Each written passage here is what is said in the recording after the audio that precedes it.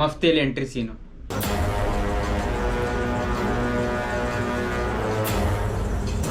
ಇಂಟರ್ವಲಲ್ಲಿ entry ಆದರೂ ಬೈರತಿ ರಣಗಲ್ ಅನ್ನೋ character ದೊಡ್ಡ ಮೈಲುಗಳನ್ನೇ ಸೃಷ್ಟಿ ಮಾಡಿತು.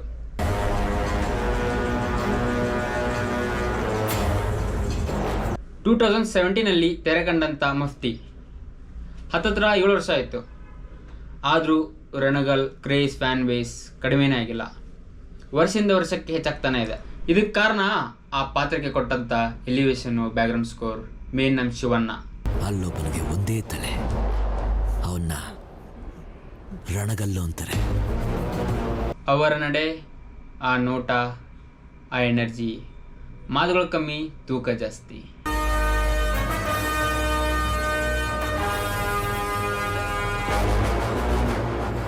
ಮಫ್ತಿಯಲ್ಲಿ ತುಂಬ ಪ್ರಶ್ನೆಗಳು ಪ್ರಶ್ನೆಯಾಗಿ ಉಳ್ಕೊಂಡ್ವು, ಕ್ಯೂರಿಯಾಸಿಟಿನೂ ಹೆಚ್ಚಿಸಿದ್ವು. ಸೊ ಉತ್ತರ ಕೊಡೋದಕ್ಕೆ ಬೈರತಿ ರಣಗಲ್ ಬಂದಿದ್ದಾರೆ. ನರ್ತನ್ ಅವರು ಡೈರೆಕ್ಟ್ ಮಾಡಿರುವ, ಕರುನಾಡ ಚಕ್ರವರ್ತಿ ಡಾಕ್ಟರ್ ಶಿವರಾಜ್ ಕುಮಾರ್ ಅವರು ನಟಿಸಿರುವ ಗೀತಾ ಪಿಕ್ಚರ್ಸ್ನ ಈ ಚಿತ್ರ.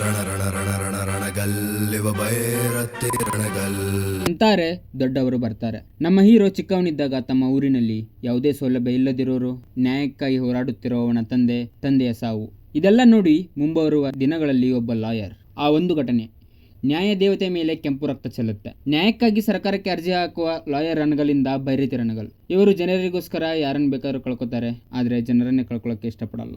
ಬಿಗ್ ಡ್ಯಾಡಿ, ದೊಡ್ಡವರು ಆಫ್ ಆಲ್ ಮಾಸಸ್. ಶಿವಣ್ಣ ಅವರ ಆಕ್ಟಿಂಗ್ ಬಗ್ಗೆ ಹೇಳ್ಬೇಕಾ?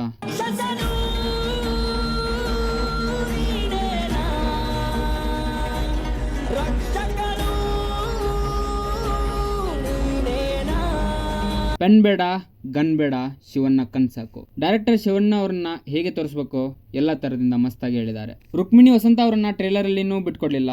ಸೊ ಆ ಪಾತ್ರದ ಬಗ್ಗೆ ನಾನು ಕೂಡ ಏನು ಹೇಳಕ್ ಹೋಗಲ್ಲ, ಮೂವಿಯಲ್ಲೇ ನೋಡಿ. ರವಿ ಬಸ್ರೂರ್ ಅವರ ಬ್ಯಾಕ್ಗ್ರೌಂಡ್ ಸ್ಕೋರ್ ಬೇರೆನೇ ಲೆವೆಲ್. ಎಷ್ಟು ಕೊಡಬೇಕು ಅಷ್ಟು ಕೊಟ್ಟಿದ್ದಾರೆ. ಮತ್ತೆ ಅವರು ರೀಸೆಂಟ್ ಆಗಿ ಬಂದಿರೋ ಫಿಲ್ಮ್ಸ್ಗಿಂತ ಇದು ಡೀಸೆಂಟ್ ಆಗಿತ್ತು.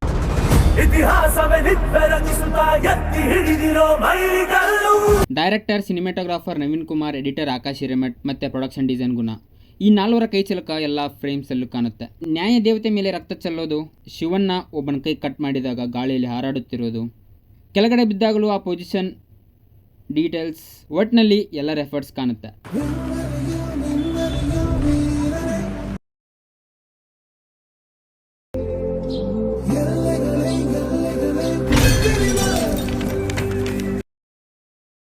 ಬಗೀರಾದಲ್ಲಿ ಚೇತನ್ ಡಿಸೋಜಾ ಅವರ ಕಮಾಲ್ ನೋಡಿದ್ದೀರಾ.